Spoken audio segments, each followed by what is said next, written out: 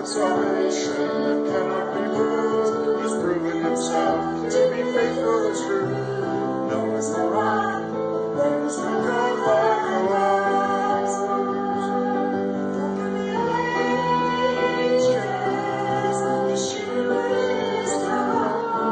Open the ages, Yeshua is the rock. Open the ages, Yeshua is the rock. There is no rock, there is no God like ours.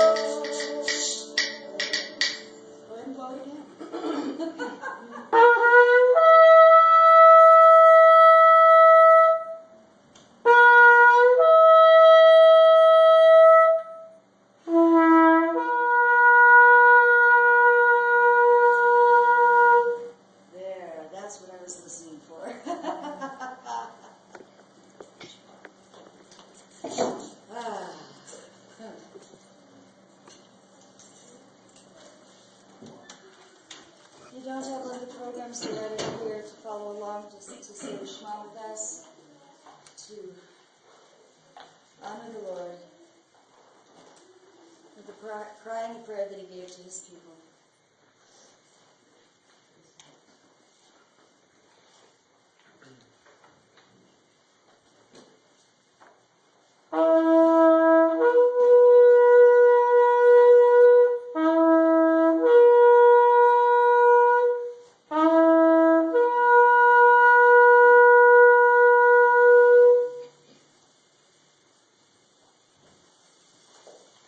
Shema Yisrael, Adonai Eloheinu, Adonai Echad.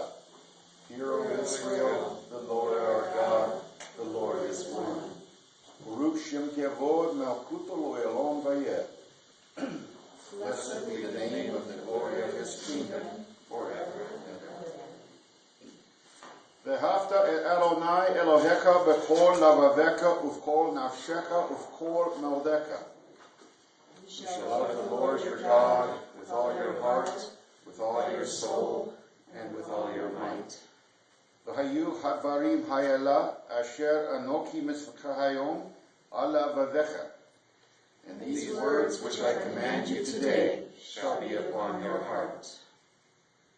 V'shenantam levanecha v'lebarta bam be'avshechka be'avtecha uvlecha ve'larech uv'shakbech uv'kamecha. You shall teach them thoroughly to your children, and you shall speak of them when you sit in your house, and when you walk on the road, and when you lie down, and when you rise. Ukshatom loyalot ayadeka v'hayu letotafot bin inecha. You shall bind them as a sign upon your hand, and they shall be a reminder between your eyes. Uktavtam el muzazot biteka uvishareka. You shall write them upon the doorposts of your house and upon your gate. And most congregations add the second commandment, which is like unto the first, the Hear, O Israel. You shall love your neighbor as yourself.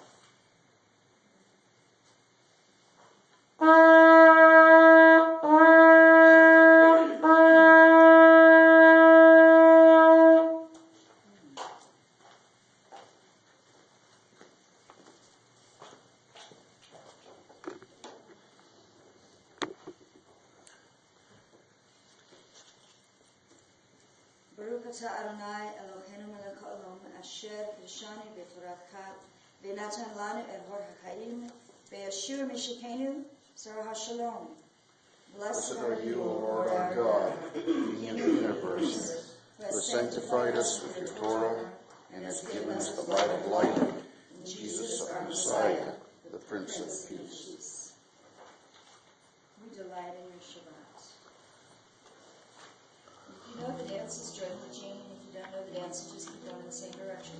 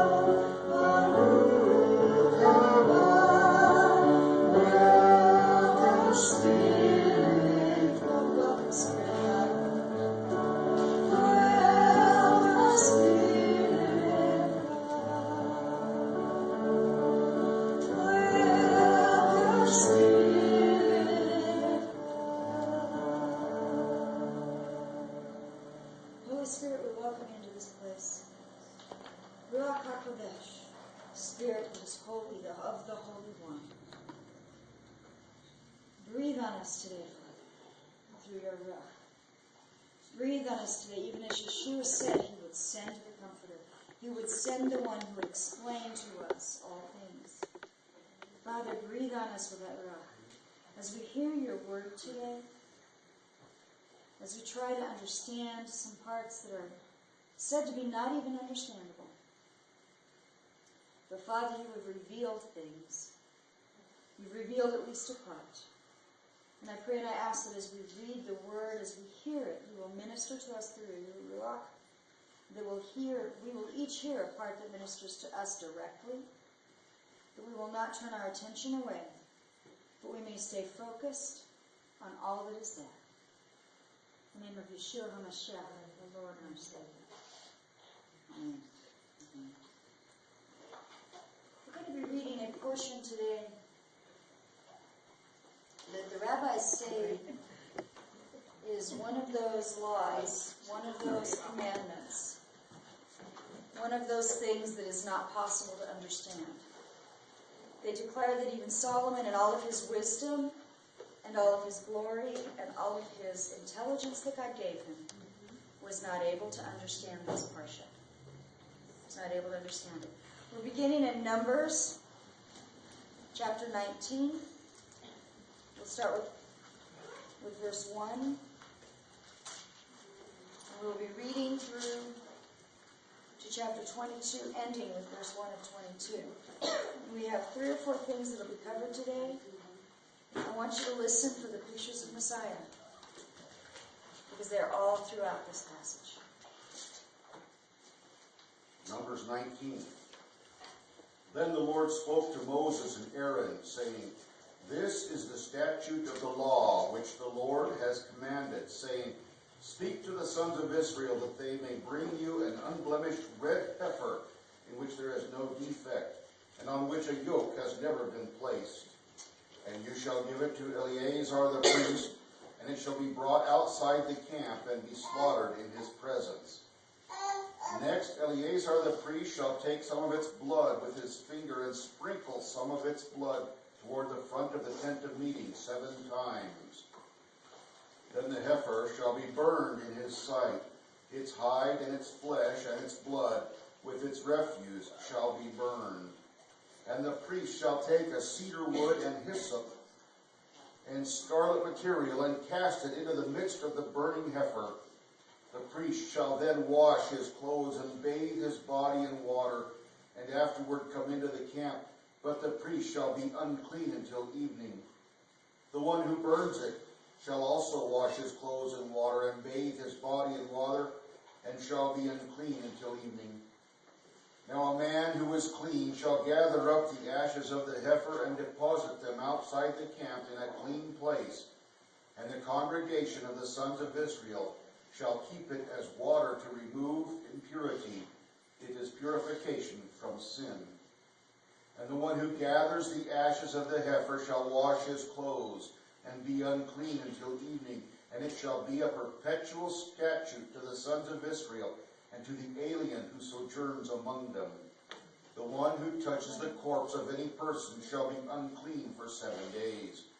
That one shall purify himself from uncleanness with the water on the 3rd day, and on the 7th day, and then he shall be clean. But if he does not purify himself on the 3rd day, and on the 7th day, he shall not be clean. Anyone who touches a corpse, the body of a man who has died, and does not purify himself, defiles the tabernacle of the Lord, and that person shall be cut off from Israel. Because the water for impurity was not sprinkled on him, he shall be unclean. His uncleanness is still on him. This is the law when a man dies in a tent. Everyone who comes into the tent and everyone who is in the tent shall be unclean for 7 days. And every open vessel which has no covering tied down on it shall be unclean. Also, anyone who is in the open field who touches one who has been slain with a sword, or who has died naturally, or a human bone, or a grave, shall be unclean for 7 days. Then for the unclean person they shall take some of the ashes of the burnt purification from sin, and flowing water shall be added to them in a vessel. And a clean person shall take hyssop and dip it in the water, and sprinkle it on the tent, and on all the furnishings, and on the persons who were there, and on the one who touched the bone, or the one slain, or the one dying naturally, or the grave. Then the clean person shall sprinkle on the unclean on the 3rd day, and on the 7th day, and on the 7th day he shall purify him from uncleanness, and he shall wash his clothes and bathe himself in water, and shall be clean by evening. But the man who is unclean and does not purify himself from uncleanness, that person shall be cut off from the midst of the assembly, because he has defiled the sanctuary of the Lord. The water for impurity has not been sprinkled on him, he is unclean. So it shall be a perpetual statute for them, and he who sprinkles the water for impurity shall wash his clothes, and he who touches the water for impurity shall be unclean until evening. Furthermore, anything that the unclean person touches shall be unclean, and the person who touches it shall be unclean until evening. Then the sons of Israel, the whole congregation, came to the wilderness of Zin in the 1st month, and the people stayed at Kadesh. Now Miriam died there and was buried there, and there was no water for the congregation. And they assembled themselves against Moses and Aaron. The people thus contended with Moses and spoke, saying, If only we had perished when our brothers perished before the Lord. Why then have you brought the Lord's assembly into this wilderness for us and our beasts to die here? And why have you made us come up from Egypt to bring us into this wretched place? It is not a place of grain or figs or vines or pomegranates, nor is there water to drink. Then Moses and Aaron came in from the presence of the assembly to the doorway of the tent of meeting and fell on their faces. Then the glory of the Lord appeared to them, and the Lord spoke to Moses, saying, Take the rod, and you and your brother Aaron assemble the congregation, and speak to the rock before their eyes, that it may yield its water. You shall thus bring forth water for them out of the rock, and let the congregation and their beasts drink. So Moses took the rod from before the Lord, just as he had commanded him. And Moses and Aaron gathered the assembly before the rock, and he said to them, Listen now, you rebels, shall we bring forth water for you out of this rock? Then Moses lifted up his hand and struck the rock twice with his rod, and water came forth abundantly, and the congregation and their beasts drank. But the Lord said to Moses and Aaron, Because you have not believed me to treat me as holy in the sight of the sons of Israel, therefore you shall not bring this assembly into the land which I have given them. Those were the waters of Meribah, because the sons of Israel contended with the Lord, and he proved himself holy among them. From Kadesh, Moses then sent messengers to the king of Edom. Thus your brother Israel has said, You know all the hardships that has befallen us, that our fathers went down to Egypt, and we stayed in Egypt a long time, and the Egyptians treated us and our fathers badly. But when we cried out to the Lord, he heard our voice, and sent an angel and brought us out from Egypt. Now behold, we are at Kadesh, a town on the edge of your territory. Please let us pass through your land. We shall not pass through field or through vineyard. We shall not even drink water from a well. We shall go along the king's highway, not turning to the right or the left, until we pass through your territory. Edom, however, said to him, You shall not pass through us, lest I come out with a sword against you. Again the sons of Israel said to him, We shall go up by the highway, and if I and my livestock do drink any of your water, then I will pay its price. Let me only pass through on my feet, nothing else. But he said, You shall not pass through. And Edom came out against him with a heavy force and with a strong hand. Thus Edom refused to allow Israel to pass through his territory, so Israel turned away from him. Now when they set out from Kadesh, the sons of Israel, the whole congregation, came to Mount Hor. Then the Lord spoke to Moses and Aaron at Mount Hor by the border of the land of Edom, saying, Aaron shall be gathered to his people, for he shall not enter the land which I have given to the sons of Israel, because you rebelled against my command at the waters of Meribah. Take Aaron and his son Eleazar, and bring them up to Mount Hor, and strip Aaron of his garments, and put them on his son Eleazar.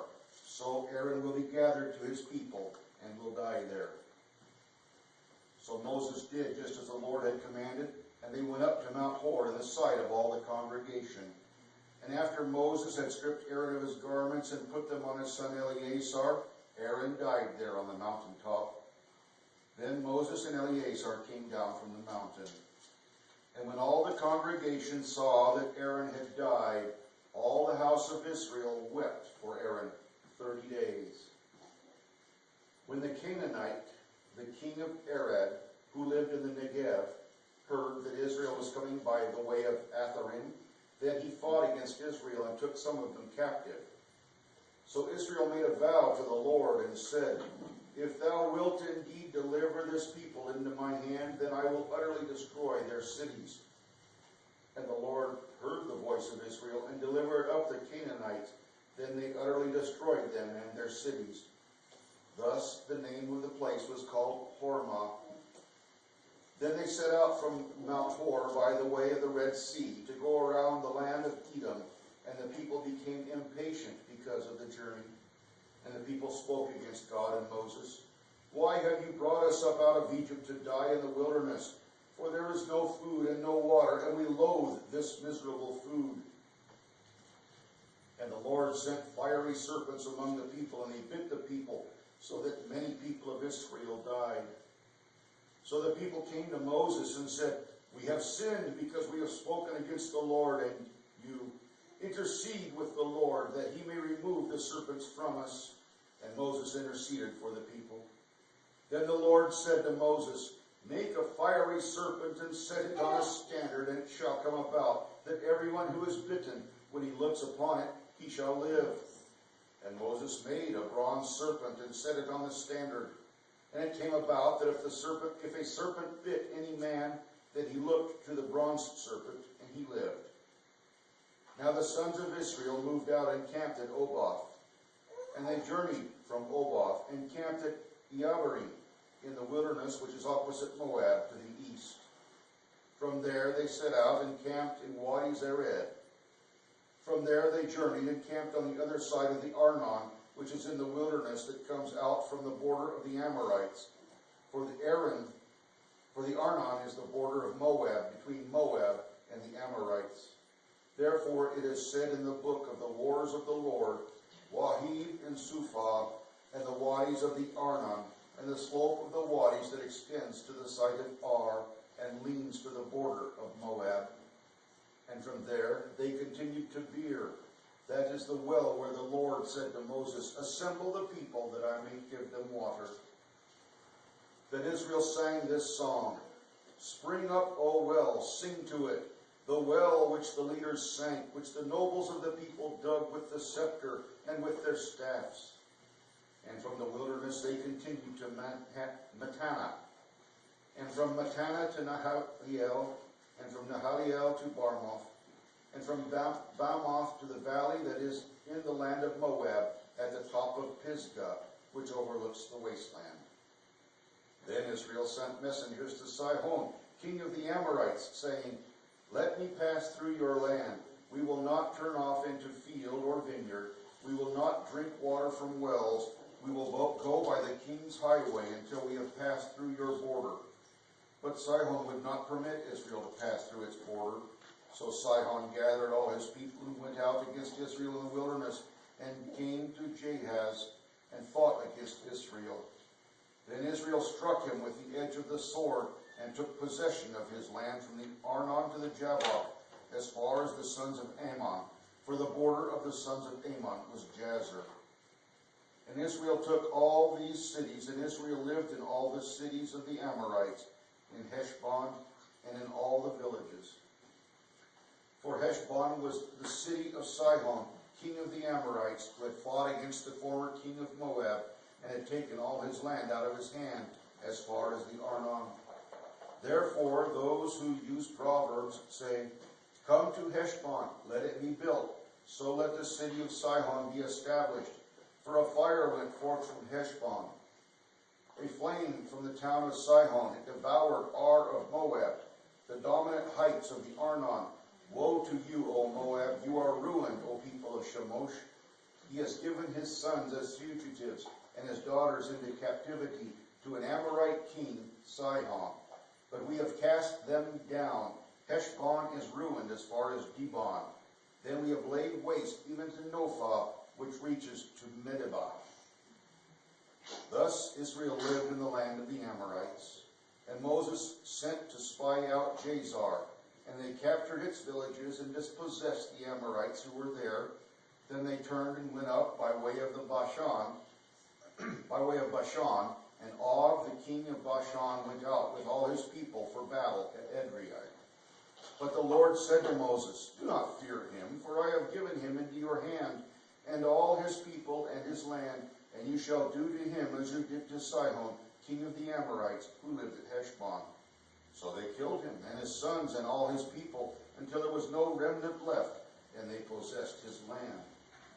Then the sons of Israel journeyed, and camped in the plains of Moab, beyond the Jordan, opposite Jericho. Thank you.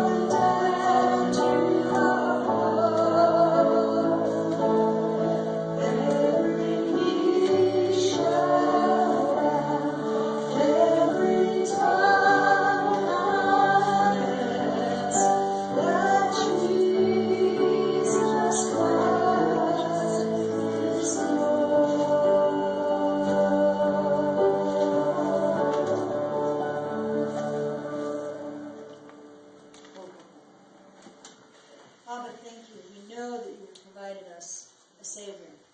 We know that you have provided us a refuge. We know that you have provided for our cleansing. We know you have. And I thank you for all of the different pictures that are in this passage, all the different things that you show us, that Yeshua is the man of promise. He is the one of promise. And it is just as he spoke it would be. And it is happening just as he spoke it would. Thank you, Father. Help us understand this and help us apply it right. In the name of Yeshua HaMashiach.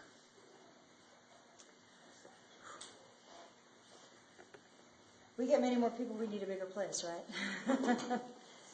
We do have, be praying about that. Because I have an idea on it, but it hasn't come out yet. Or come about yet. And pray about that. Because we need the room for the flags. We need the room for the dance. We need the room for everything. Because we all need to participate.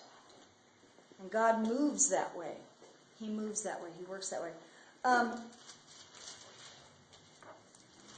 There's like 4 different places where there's a picture of Yeshua in our reading today. A very clear picture. And one of them is the bronze snake. And in fact, Yeshua represented that. He repeated that as he was teaching. He said, the Son of Man must be lifted up, and I will draw all men unto me, lift the Son of Man up. And it was that place of, he was referring to the bronze serpent in the desert, that as people had been bitten by the snake, as people were dying, they could look to his replacement. They could look to the one that was lifted up. And Yeshua mentioned that as one of the pictures of him. There's another place in this passage that is a very clear picture of Yeshua, and that has to do with the water from the rock. Okay? A lot of people stumble over and wonder why were Moses and Aaron punished so hard for striking the rock? What brought out? Why was this such a powerful thing that Moshe was not able to enter the promised land from it? Have you ever read that passage and wondered that? Because I have. Mm-hmm. And one of the things the Lord has showed me, and he showed many others this, it isn't just me, okay? I've heard this from others too. Those of us who participate in prophetic act need to make sure we follow what God says. Because prophetic acts are pictures of what God is doing and what God is going to do. And if we misrepresent that, that's powerful. Moses, the one who saw God face to face. First, let me explain why they needed water again. According to the oral tradition, according to the Mishnah, when he struck the rock before, and water came forth. Do you remember that? Right. And it said that in the Mishnah that Miriam led a dance. And that rock was said to have followed them as they traveled. The water followed them as they traveled. So that they always had the water. You didn't hear them complain about water again, did we? In 40 years, we didn't hear them complain about water. The water followed them. Miriam, as the leader of the women, led the women to the rock regularly to get the water for the people. It became known as Miriam's well. When Miriam died, the Mishnah tells us the water stopped flowing from the rock. When Miriam died, the water stopped flowing. When the water stopped flowing, the people quarreled with Moses.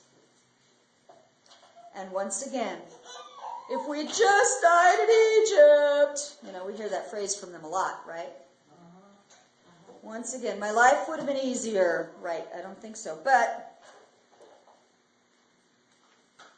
And Moses and Aaron went from the assembly and fell face down, and the glory of God appeared, and God told them what to do.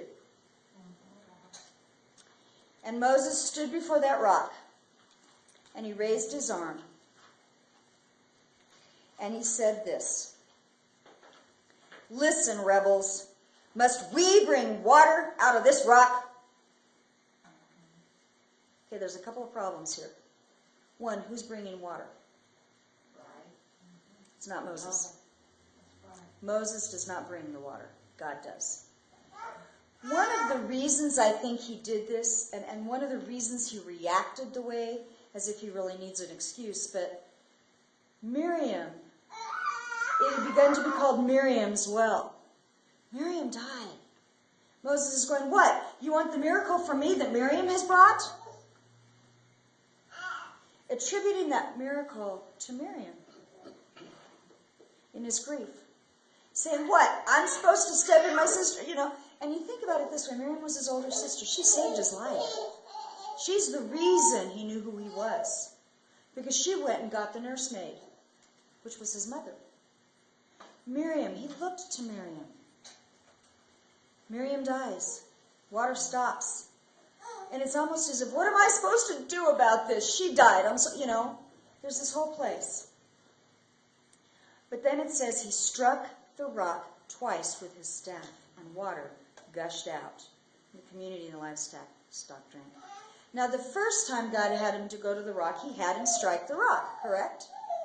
The first time we get water from a rock, we see that happen. God told Moses to strike the rock, and he struck the rock, and the water came forth. This time God said to speak to the rock, and the water would come forth. I believe it speaks to the two comings of Messiah. In his first coming, Yeshua was stricken down, and the water that comes forth from him becomes the water of life to all. When he comes again, he's not going to be stricken. He's going to be called out of heaven. It's going to be a declaration. And I believe God was trying to set up here a picture. Yeshua was stricken the first time, but the second time the earth needs the water of the Messiah, it will be spoken out. Yeah. We don't have to strike Messiah again. And Moses didn't get it, for whatever reason. And he was judged accordingly, and righteously, and right so. If we understand it or not, it's not our problem. God is God. He's going to do what he's going to do. But this is one of the reasons I believe it was such a strong and harsh punishment. You had something to add to that? To say something? Yeah, I wanted to say that sometimes he probably didn't believe that he could speak to the rock, he didn't believe it, and so that's why he did it the other way. Yeah. And it's also how we could be, like what it says, speak to not and be, you can speak to not and be cast into the sea. Sometimes our minds will our flesh will get in the way and say, oh no, we can't do that. Yeah. It's impossible. There was this faith that Moshe did not demonstrate here. He demonstrated faith the first time by striking the rock, but that rock became known as Miriam's. The well became known as Miriam's well. She was the one that went to get the water from it. And one of the, I think it's Rashi, that said that every morning Miriam would go out to the well and would sing to the well, spring up, O well, and the water would come forth and they would get their water. And that the evening she would go out and pray at the well and the water would close off. So that every morning Miriam was singing to the well and the water was coming out. I don't know if that's true or not. Rashi says a lot of really strange things. And some of what he says is like, okay, what was he smoking? But he's telling us a story to teach a lesson. When we sing praise to the Lord, then the water of salvation flows. So that when we sing praise to the Lord, the water of salvation flows. And I think that's what that story was supposed to be about, was singing that praise to the Lord. But I think the clearest picture of Yeshua in this passage is the one that Solomon did not understand. You know? How many of you have noticed the news in the last month? And I've seen it posted on Facebook. I've not seen it in the regular news, but I have seen it come out of Temple Institute. That there has been born a red heifer. I do. I will explain the red heifer. I'm going to talk about the red heifer today. Because, as Lily just said, what's the red heifer? I've not heard any Christian teachings on this for a long time. I did when I was a teenager. But there was also a rumor of a red heifer born in the 70s. In fact, there have been a couple rumors of it. So, I'm going to talk about that a little bit. It's said that no one understands the red heifer. Even Solomon in all his wisdom could not understand this one part. That the ashes of the red heifer, that sacrifice, made the one who offered it unclean. Yet that is what is used to make everyone else clean. That the ashes of the heifers put into the water and sprinkled on someone else makes them clean, but the one who prepares the sacrifice is unclean and made unclean. Now he has to be clean before he starts the process. But he's made unclean in the process. Solomon in his wisdom was stumped. It's a paradox. The waters of purification bring the priest uncleanness, but bring the people cleanliness. Okay? It's said in 19 verse 2, and this translation that I have here, this is one of those cases where the translation that I read it out of normally, the New International, is wrong. It's wrong. Okay? Let me see what it said in the one that was read to us, because the Hebrew is pretty explicit on this one. Yes. The one that the New American Standard has it more accurate. So I'm going to read it out of that. The Lord spoke to Moses and Aaron, saying, this is the statute of the law which the Lord has commanded. It's a very strong article, the statute. The word statute is the word hak. I don't want to say that again. And a hak is a decree or a statute that God does not explain. He just says, do it. The waters of purification are something God says do. He doesn't explain it. And actually, believe it or not, kosher is a hak. We think we can understand why God said, don't eat this one, don't eat this one, don't eat that one. But why did he allow you to eat grasshoppers? Okay. There's an awful lot of stuff that's kosher to eat that's really not good for you. Believe it or not. So kosher is not about what food is good for me and what food is bad for me. It's not about whether or not you can keep it well in the desert. I heard that one growing up, that the reason you couldn't eat pork is that pork grows worms too fast. Well, guess what? If you leave beef out too long, it does too. It does. It goes just as rancid. Any meat goes rancid. So that's kind of a silly thing. Yes? I don't know if you know, in Mexico, they take the pigs and throw them in the pit, in the snake pit.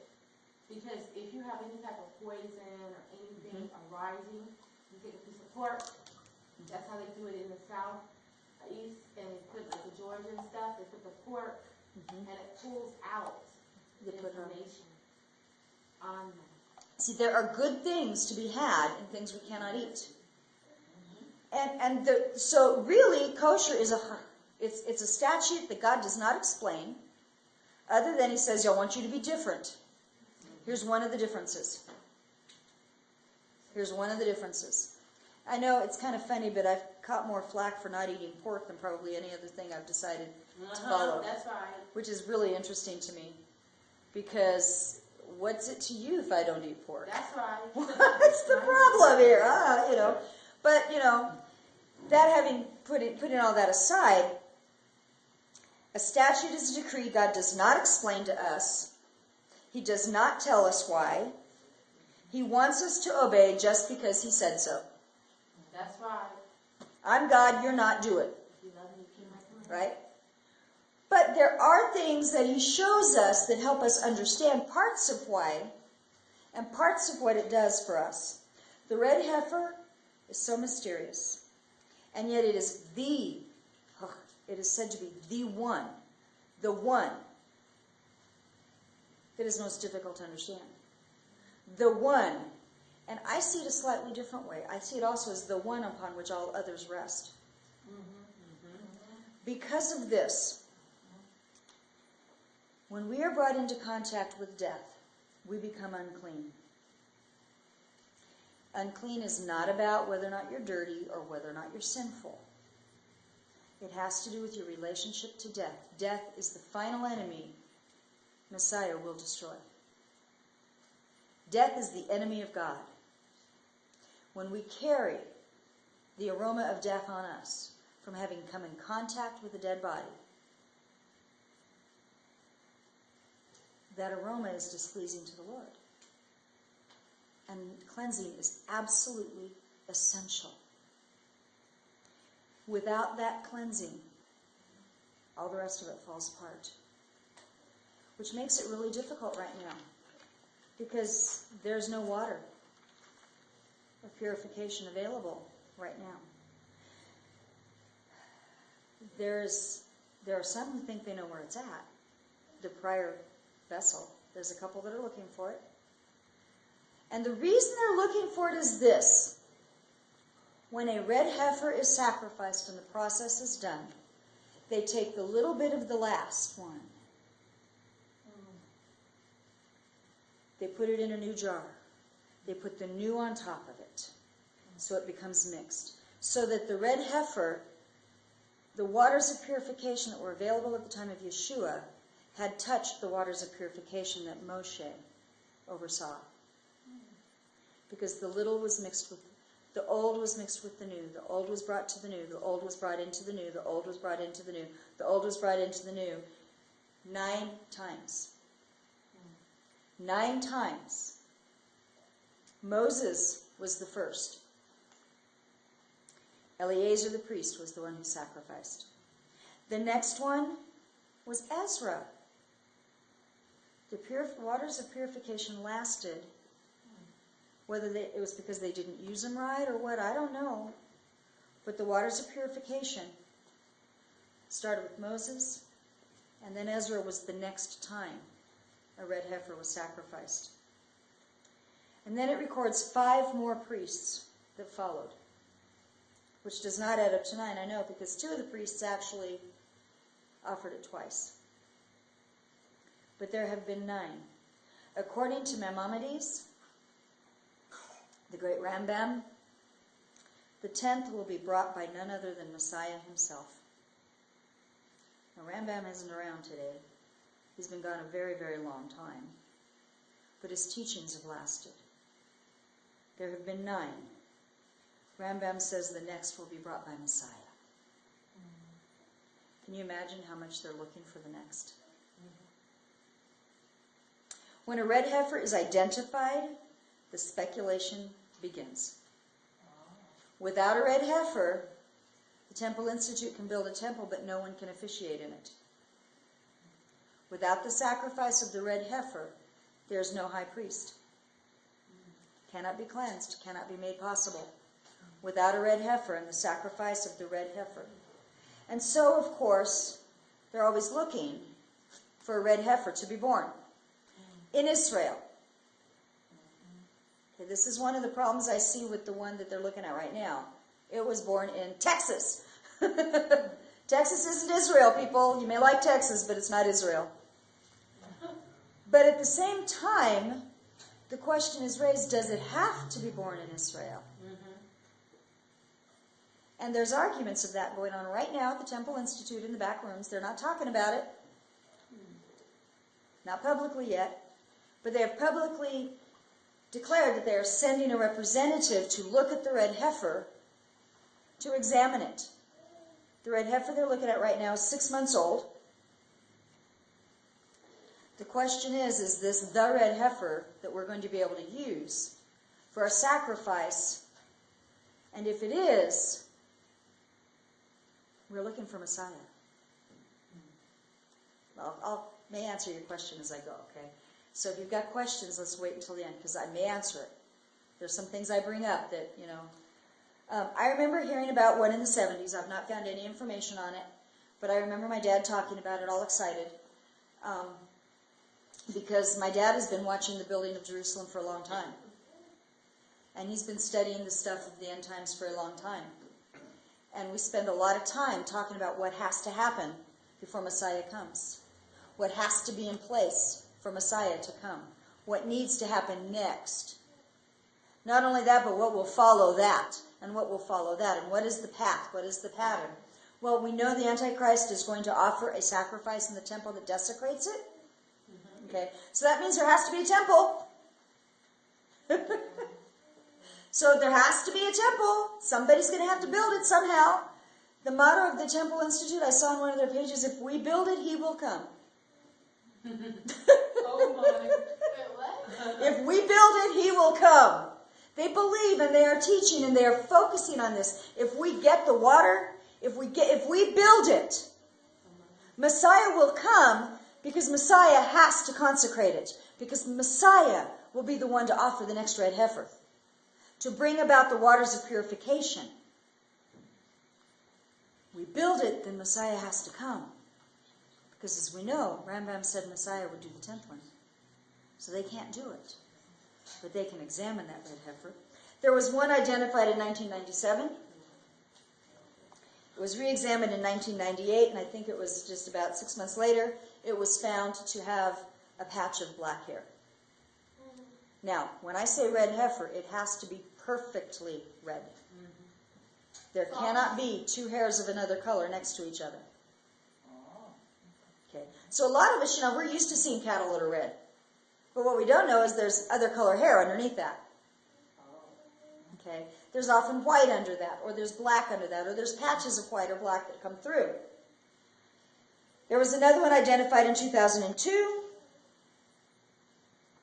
There was another one even before that in 2010. A representative from the Temple Institute said there had been one born in Israel.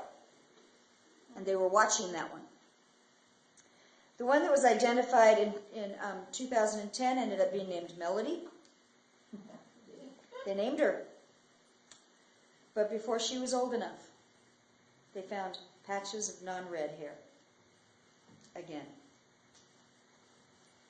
See, it's a heifer, not a calf. So it has to be full grown. I read in one place, and I can't find it now, that it had to be 3 years of age, because that's full grown. But I saw somewhere else that they said it has to be at least 2 years of age. I don't know. The whole concept of the heifer and the red heifer and how it works is really strange. I'll explain the process. The priest goes outside the camp, and the priest stands. Someone else brings the red heifer in front of the priest and kills the red heifer, slits the throat. A little bit of blood is drained. A little bit of blood is caught. Not a lot, a little bit. There's a reason I'm saying that. Then the red heifer is laid on top of a pyre, and there's a pan underneath it to catch. And the red heifer is burned. The whole thing. The bones, the blood, the dung, all of it is burned together. The intestines are not taken out, none of that. It is burned wholly, completely. And the ashes are caught. While it is burning, they take a hyssop, they take cedar, and they bind it together with a scarlet cord. Hyssop and cedar tied together with a red cord, and that is thrown on top of it. Now, if you've studied the laws of the sprinkling of the water, you will find that what happens is that they take a hyssop and a cedar together, bind it with a red cord, dip it in, and sprinkle. And then add to it the blood of a pigeon. Okay. So these things are used not just to prepare the heifer, but are also used in the purification rites. If someone has had leprosy, or if a woman has been made unclean for an extended period of time, there's all kinds of reasons for it. But they use the hyssop, the cedar, and they tie it with a scarlet thread. The hyssop is dipped into, when someone is made clean, the hyssop is dipped into the water. When someone's made unclean with contact to a dead body, let me clarify that. With contact to death, direct contact. On the third day, they set themselves apart for a week. They do a mikvah at the beginning, which is a baptism. Okay, it's a baptism, a mikvah. They do that at the beginning of the week. 3 days in, while they're set apart, then the purification waters are shaken on them. And then they wait. And on the seventh day, the waters of purification are sprinkled on them again, and they are unclean still until the following evening, which is the 8th day. Anytime you see 3, think of resurrection. Okay? So there's a part of this that's a picture of resurrection. On the 3rd day, resurrection is sprinkled on the person. I'm not sure about the 7th day. I'm not sure I understand all that. But they go through another mikvah, another baptism, and come out on the 8th day, which is a day of new beginnings. The number 8 represents new beginnings. When you see something, when you see an 8th thing, that's the new beginning. That's the next beginning. Just like in the days of the week, we have the first day, which is we call Sunday, on our calendar. First day, second day, third day, fourth day, fifth day, sixth day, seventh day is Shabbat, your rest. The 8th day is the same as the first day, but that 8th day is the new beginning. It rolls in. Okay, so when you see 8, it's new beginning.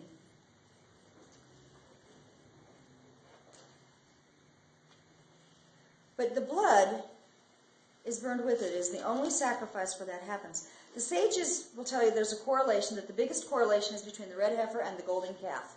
That the red heifer was the answer to the golden calf and the sin of the golden calf. Because the sin of the golden calf brought death, the red heifer is the answer to death. Right? When they danced around the golden calf, they broke the yoke of Torah. They took it off. A red heifer is never allowed to have a yoke on it. You cannot put the red heifer to work.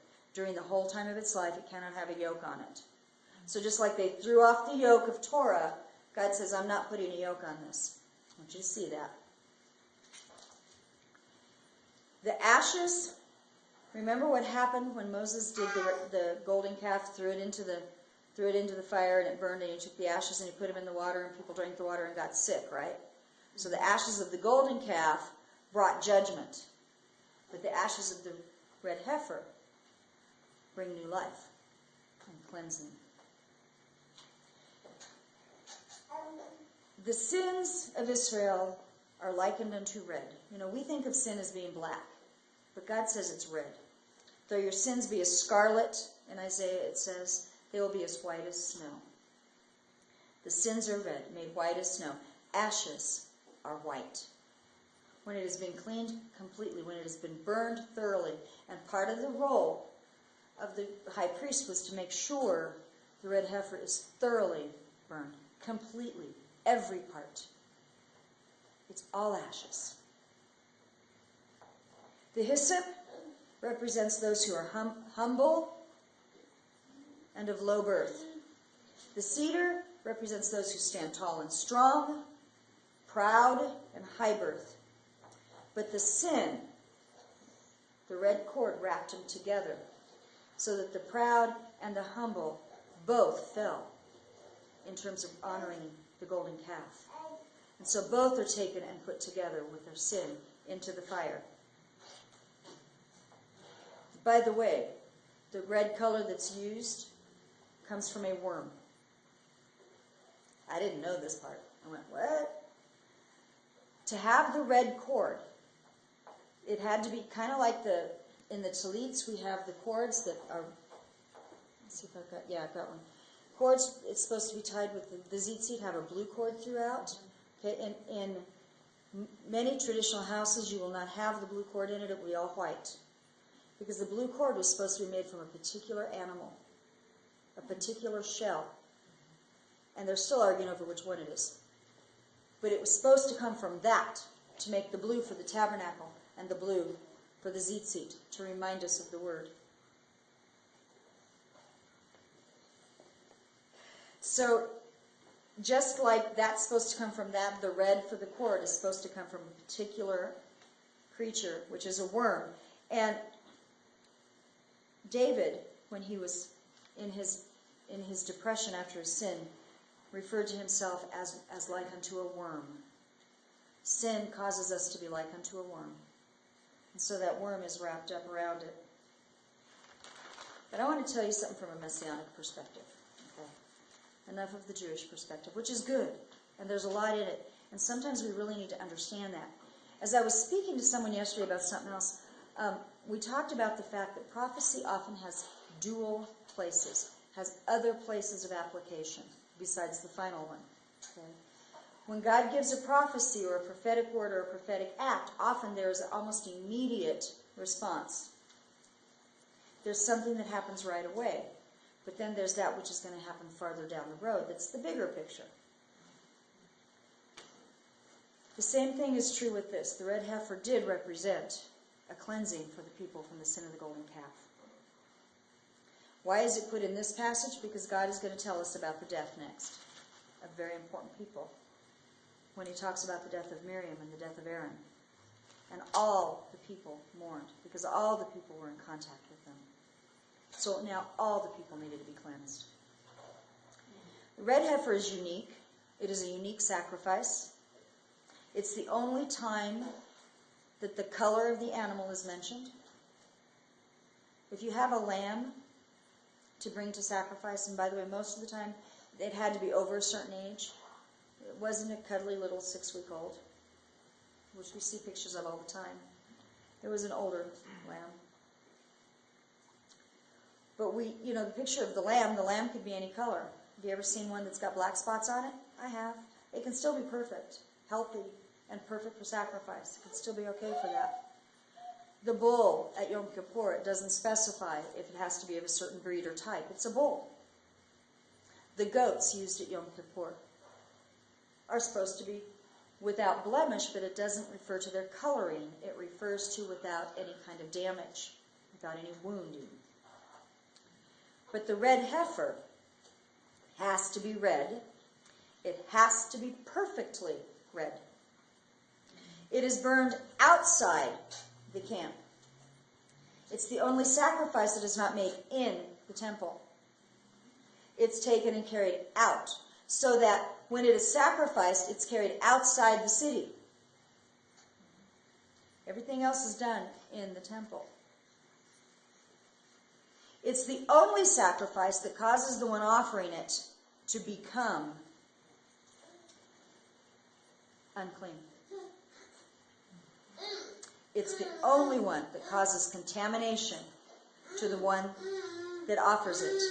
And yet, by the sprinkling of the water, makes others clean. It's the only one that is burned in total. The only one where the blood is included in the sacrifice. All others are drained thoroughly. All blood must be removed. All others, the entrails, are removed before they're offered.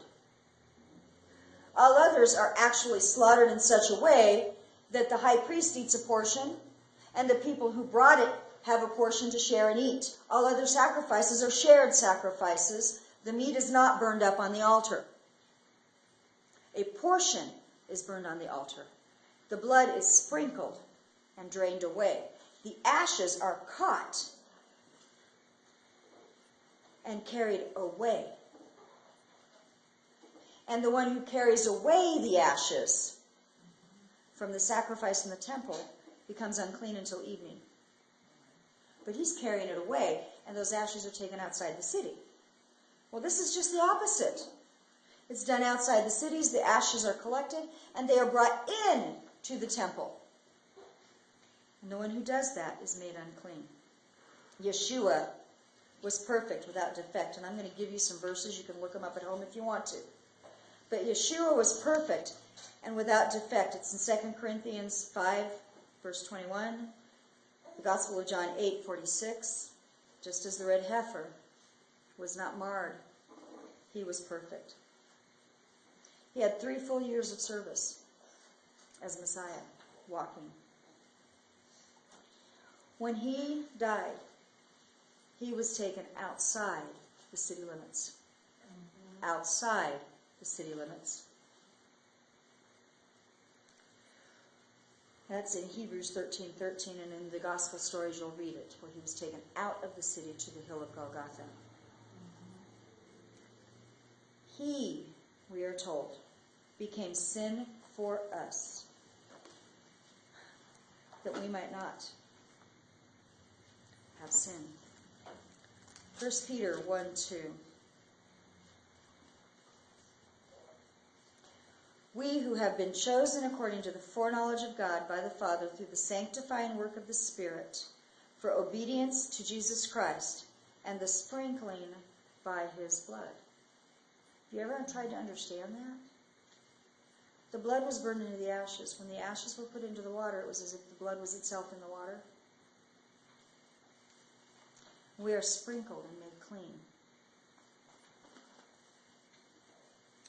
He gave himself up fully for us. He didn't just pass out on the cross. He didn't. He gave himself up fully for us, even as the red heifer is burned fully, completely, every part. I believe, personally, that the whole thing of the red heifer is a picture of the Messiah. And I believe that limiting it to the picture of the golden calf and a contradiction to that limits us in our understanding of what God was doing all through this. You know, there are parts I don't understand. There are parts I wonder about. But I look at this and I see Jesus fulfilling all of this. All of it. So not only was he the Lamb of God, he was the red heifer. He was the ultimate, absolute sacrifice. And we are made clean by the washing of the water of the Word. Who is the Word? Yeshua. He is the Word. He's the perfect picture. To miss that would be to miss one of the most poignant passages where we can take and we can show, this is Messiah. This is exactly what happened. This is what they did to him. This is what they did to Yeshua. They carried him outside. They carried him outside. But he returned after 3 days. And he walked right back into that temple, by the way. He was there many times. And he walked on the earth after. And he discussed and he talked and he showed the disciples where he was at in Torah. You know, the two that were walking along, remember the story? They were walking along. I think they were headed toward Emmaus after the death. Two disciples walking along talking about what had happened. We thought he was king. We thought he was king. He died. What's going on here? And Yeshua joins them. And it says he began to show them from the prophets all those pictures of Messiah that he fulfilled. But they didn't recognize him until he broke the bread with them. When he broke bread, the scales came off their eyes and they saw him. The day is coming. We can explain these passages to people all we want, and they're not going to see it. We can show them and show them and show them and show them. And they plant seeds, and it does all of that. But until he breaks bread with them, okay, we can learn about and still not know him. That's right. So he can show us all these pictures and us still not know him. But when he breaks bread with them, when he has fellowship with them, the scales come off. The day is coming that all of Israel will recognize Messiah. It says he will stand there and they will look on him whom they have pierced. They will see him. With the red heifer that has been born recently, they're going to be watching it very closely. The time is ripe for that second coming of Messiah, where he does not get struck, will not be struck again. It will come as a proclamation and a declaration. Speak to the rock, and the water will come. He is our rock. Yeshua is our rock. He was struck once. He will not be struck again. But the time is coming that he will come, very near. All the pictures are happening. All the things are getting set in place. If you want interesting reading, read through the stuff on the Temple Institute. But remember and keep your perspective that Messiah is Yeshua. Yeshua is Messiah. Because they will talk about Mashiach. They are praying and calling out for him to come. They are preparing. The houses of Chabad that are being established all over the world are being established because the last great Rebbe said the next Rebbe would be Messiah, and here's how to get him to come. If every Jewish household lights the Sabbath candles one night, ushering in Sabbath, they believe Messiah will be here by morning. So that's what they're trying to do. Yes? You know, I was just thinking about what you said, the red heifer had to be perfect. Mm-hmm. What if the red heifer isn't perfect and the Antichrist sacrifice? Would that constitute a defilement? That's, Which is why they carefully examine it. And a perfect red heifer is very rare. And they have to watch it for a certain length of time. They believe that if they build the institute, they build the temple, he will come, Messiah will come. They believe and they teach that if we can get all the Jewish people, all of those who want Messiah, actually all the Jewish people, because it doesn't matter whether they believe or not, they still want them to start lighting Sabbath candles. And you'll see all kinds of pushes to the Sabbath candles and the candle lighting. And I've seen lots and lots of stuff about how to do it right and all of this stuff. And I've even seen a few that have said the Gentiles aren't supposed to. Sorry, guys.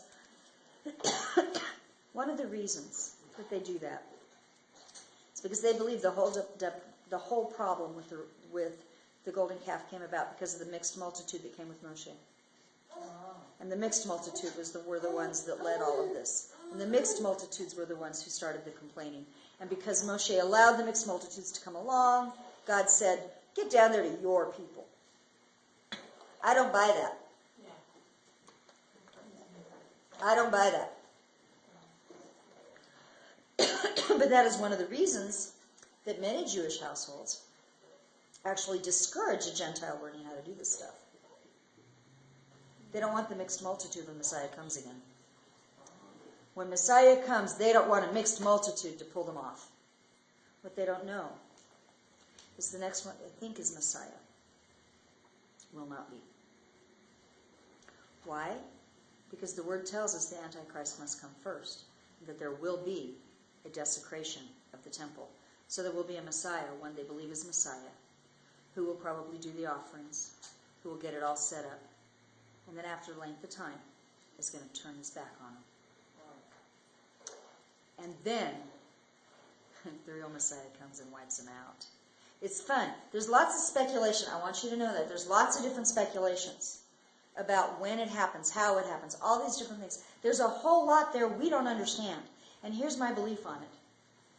Those who studied it the most, thought they understood it the best, knew exactly where Messiah was supposed to be born, where he was supposed to grow up. They knew all those pictures. They studied it. They memorized it. They quoted it out. Herod sent for them. He'll be born in Bethlehem. We know that because this prophet said this. They missed his first coming because they were so intent on their understandings of the applications. And some of their understandings were not accurate.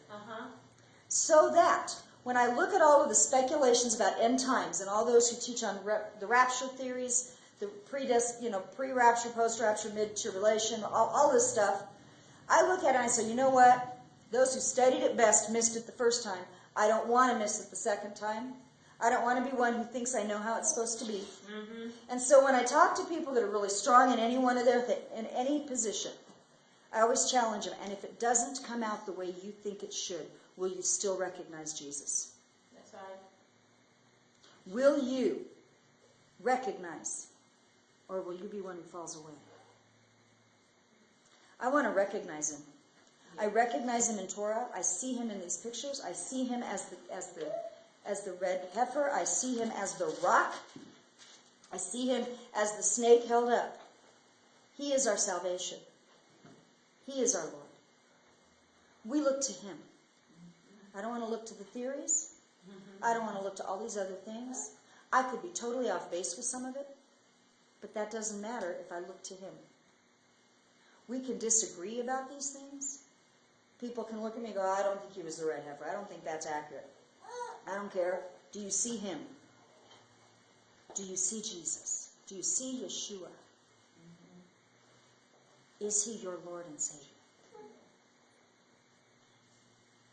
Is he more than just a concept? Are you getting where you know him? Because again, we can read all about it, we can understand it.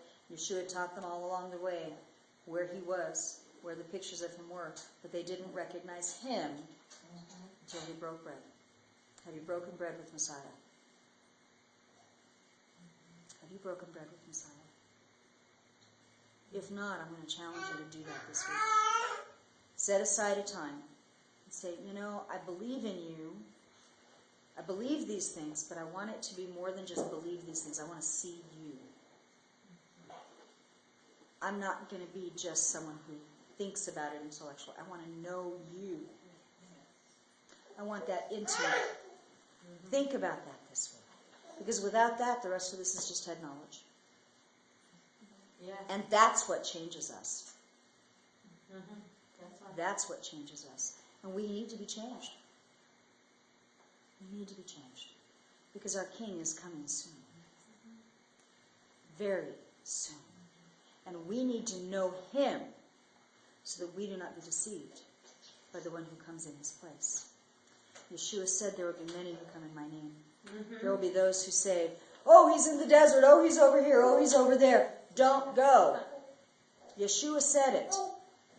There will be many come in his name. They will not all be of him. We need to know him. Yes. So much that we understand and recognize the phony and are not deceived.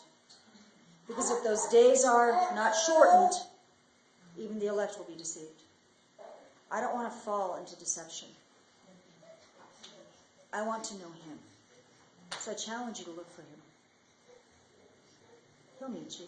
He always does. Get to know him. Father, thank you for today. Thank you for what you've done. Thank you for the words that you brought out, because a lot of that was stuff I never intended to say.